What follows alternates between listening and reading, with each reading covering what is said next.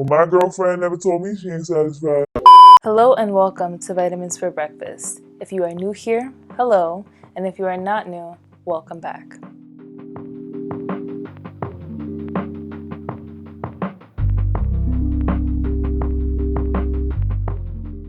Okay, so today's video came to me while I was meditating, and initially I felt very uncomfortable by this conversation that was happening within myself.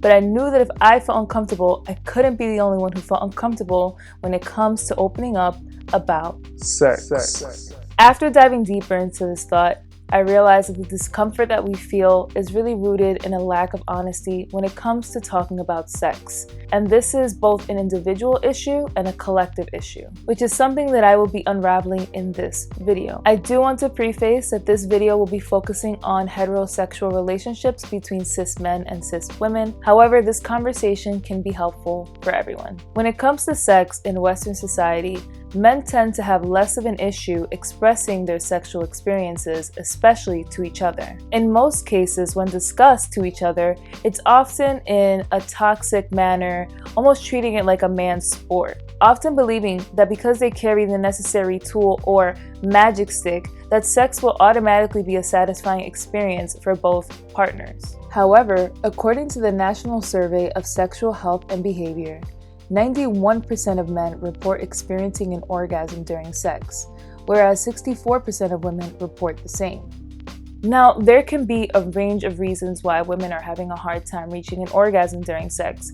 It could be due to sexual trauma, hormone levels, biological design, beliefs, but it doesn't change the fact the gap is still a problem. A problem that women often have a hard time opening up about. My girlfriend never told me she ain't satisfied.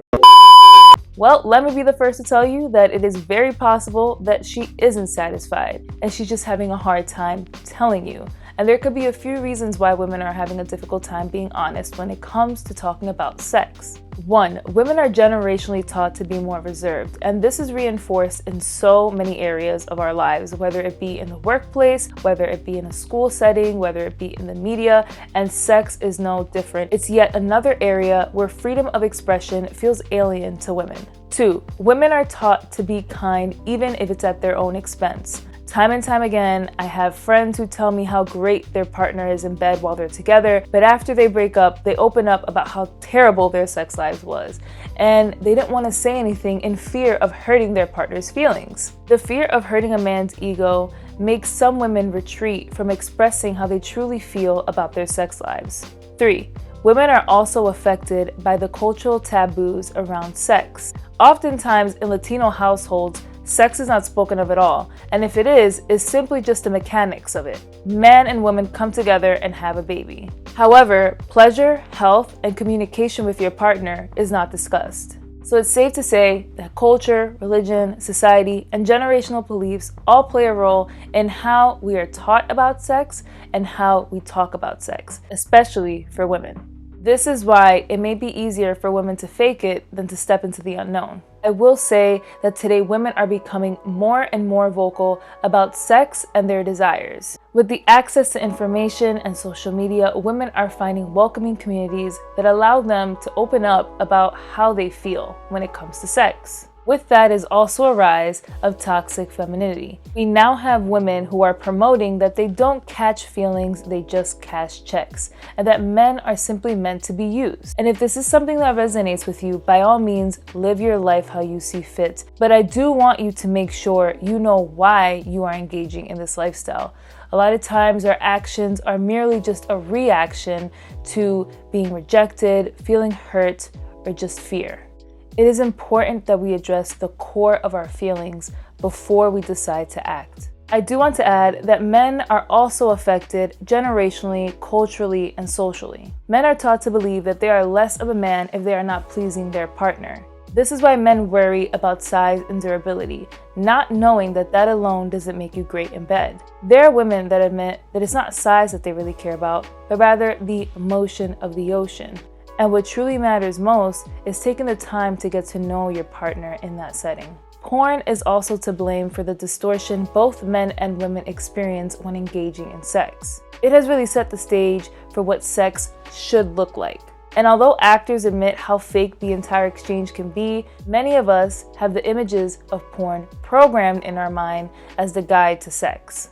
At the core of all of this is communication. It's important that we start off being honest with ourselves about how we view sex, how we talk about sex, what our needs and desires are, and then go have these conversations with our partners.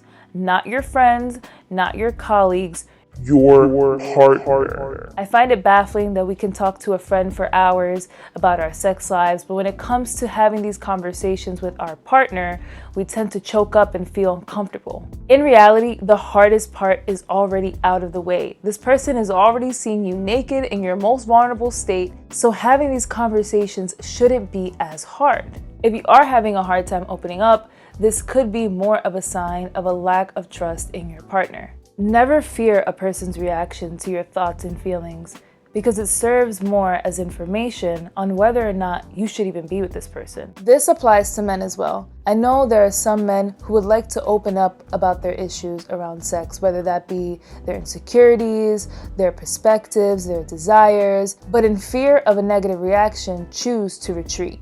It's time we address the core issues around sex and then go have these conversations with each other. This will not only help us understand each other more, but also lead to better sex. So I encourage you all to start having more conversations like this one and take every experience as an opportunity to learn more about yourself and those you choose to keep around you. Thank you so much for taking the time to watch today's video. I am sending you all love and light. Until next time.